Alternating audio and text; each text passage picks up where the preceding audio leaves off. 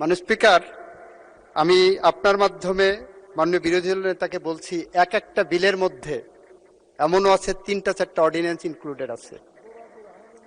ফলে 133টার যদি হিসাব করা হয়, এই 91টার মধ্যে ওই 16টা বাদ দিয়ে সবগুলো ইনক্লুডেড। মাননীয় স্পিকার, ওই 16টার ব্যাপারে বলছেন জাতীয় গুরুত্বপূর্ণ অনেক অধ্যাদেশ আছে। আমিও মনে করি জাতীয় অনেক গুরুত্বপূর্ণ অধ্যাদেশ আছে। ওনাদের সাথে আমাদের কথার পার্থক্যের জায়গাটা হলো, ওনারা বলছেন এইগুলো নিয়ে আলাপ আলোচনার দরকার, আমরাও বলছি দরকার।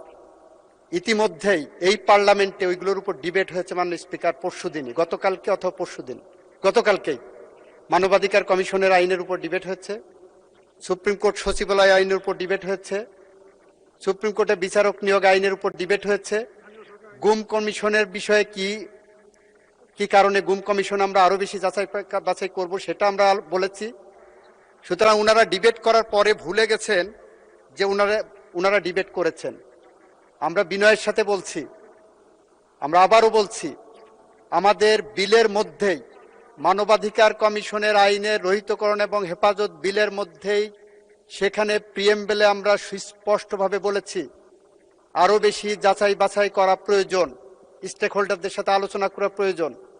আমরা সুপ্রিম কোর্ট বিচারালয় সচিবালয়ের যে বিলটা নিয়ে এসেছি সেই বিলের প্রিএমবেলের মধ্যে একই কথা বলেছি। সুপ্রিম কোর্ট বিচারক নিয়োগ আইনের যে বিলটা এনেছি সেখানেও একই কথা বলেছি।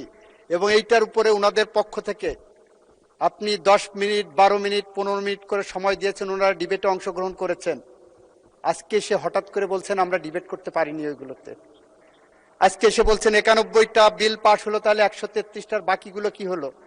এই 91টা বিলের মধ্যে ওই 16টা বাদে সবগুলো অর্ডিন্যান্স ইনক্লুডেড। মাননীয় স্পিকার, আমরা এই রিপোর্টের গো বাই দ্য বুক হিসাবে গেছি। মাননীয় স্পিকার, আমি মাননীয় বিরোধী দলীয় নেতাকে বলবো, আমরা যেভাবে বিশেষ কমিটিতে আলোচনা করেছি, যে রিপোর্টটা এই সংসদ গ্রহণ করেছে, সেই রিপোর্টের বেসিসেই আমরা এগিয়ে যাচ্ছি। মাননীয় স্পিকার, আপনাকে ধন্যবাদ।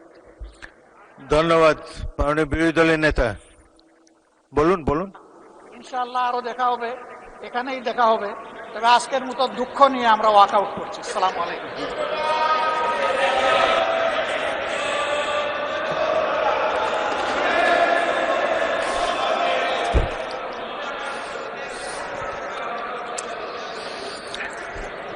মাননীয় সদস্যবৃন্দ,